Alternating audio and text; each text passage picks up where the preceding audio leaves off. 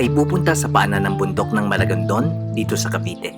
Ito ang mismong lugar kung saan tinahak ng magkapatid na Bonifacio ang daanang ito noong May 10, 1897. Habang lulan ako ng motor, batid ko kung gaano kahirap ang daan sa panahon na wala pa itong tanda o direksyon.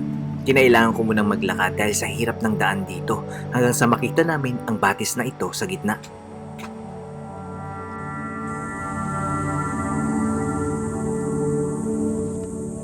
Patuloy ako naglakad habang lumulubog na ang motor ng aking kasama.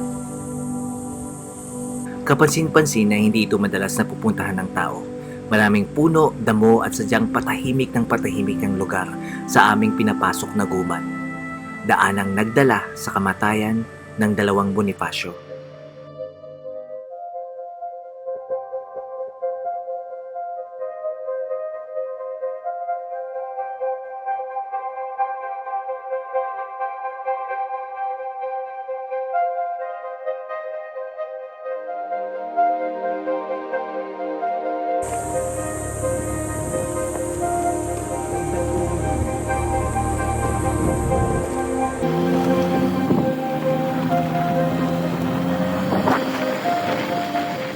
Isa pang tarangkahan ang aming nakita. Doon may tagapagbantay para sa mga turistang nais pumunta sa sentro ng lugar. Grabe pala dinanas ng magkapatid na Bonifacio, no? Grabe, layo nito.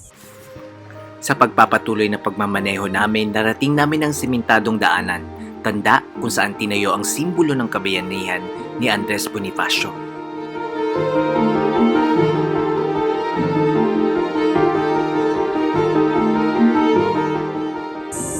Nandito na tayo sa mismong monumento ni Andres Bonifacio at pag-alala rin sa kanyang kapatid ni si Procopio. Napakalayo nito, pero mapapansin niyo talaga ng inayos nila ito at ginawa ng magandang dambana. Ito dapat yung mga lugar na talagang binibisita ng mga kabataan ngayon. Talagang naging malaki yung impluensya ng lugar na ito sa ating kasaysayan. Kitang-kita guys yung pagdurusa ng magkapatid. Marami ang nagsasabi na hindi patas ang naging hatol sa magkapatid na Bonifacio. Dito sa lugar na ito, dito sila pinaslang. Wala silang kamalay-malay na ito na pala yung kanilang huling mga sandali sa mundo. Napansin ko rin itong mga batang ito at agad ko silang kinapanayam. Kuya, anong history na sinabi sa'yo tungkol dito sa lugar na to? Pinapatay po siya ni Emilio Aguinaldo. Pinapatay po siya ni Emilio Aguinaldo. Pinapatay po siya ni Emilio Aguinaldo. Pinapatay nga ba ni Emilio Aguinaldo ang magkapatid na Bonifacio? Kung babalikan ang kasaysayan noong May 10, 1897, isang magsasaka sa lugar ang nakasaksi sa pagpatay umano sa magkapatid na Bonifacio. Pinagtataga ito ng armas ng tauhan ni Aguinaldo hanggang sa ilibing ito sa iisang hukay. Ang revolution government ni Aguinaldo ang nagbigay sentensya ng kamatayan laban sa magkapatid. Inilarawan na ang magkapatid ay di umano'y nagplanong pabaksakin si Aguinaldo at balak daw paslangin ang nahalal na pangulo sa Tejeros Convention.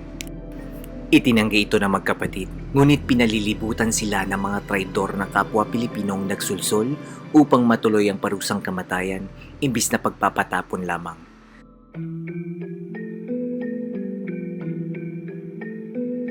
Sa huli, si Aguinaldo ang nagdesisyon para sa magkapatid, isang animoy bangungot na babalik-balikan ng dalawang pamilya. Ang mga buto ni Andres Bonifacio ay pinahukay ni Manuel L. Quezon at inilagay sa National Museum. Pero isa ang gusali na gumuho ng World War II. Hindi na muling nasilayan pa ang mga buto ng dakilang supremo. Sa muling pag-aaral ng nooy Supreme Court Justice Abraham Sarmiento noong 1992, pinawalang sala ang magkapatid na Bonifacio.